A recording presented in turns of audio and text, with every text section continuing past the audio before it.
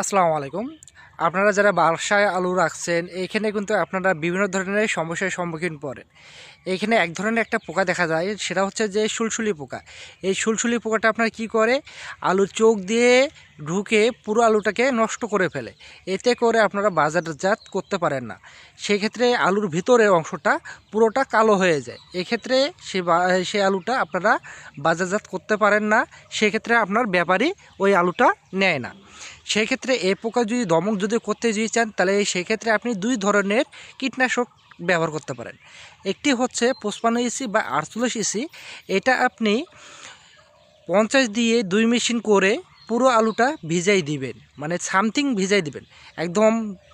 একদমই ভিজাই দিবেন না, সামথিং ভিজাই দিবেন, মানে যেভাবে আপনারা আলু শোধন করেন। আর এটার সঙ্গে আপনারা 95 এসপি ব্যবহারটা করতে পারেন। এই দুটি প্রোডাক্ট যদি আপনারা ব্যবহার করতে পারেন, তাহলে এই ধরনের পোকা দমন করতে আপনারা 100% কার্যকারিতা পাবেন।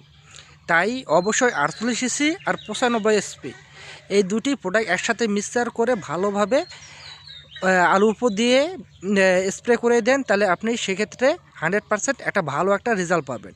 আর এ ধরনের পোকার থেকে আপনি রক্ষা পাবেন। ভিডিওটি যদি ভালো লাগে, তাহলে অন্য ভাইদের দেখার সুযোগ করে দিবেন। ধন্যবাদ। আপনাকে দেখা হবে অন্য কোনো ভিডিওতে। তাই আজ এ পর্যন্তই। ভালো থাকেন। আসসালামু আলাইকুম।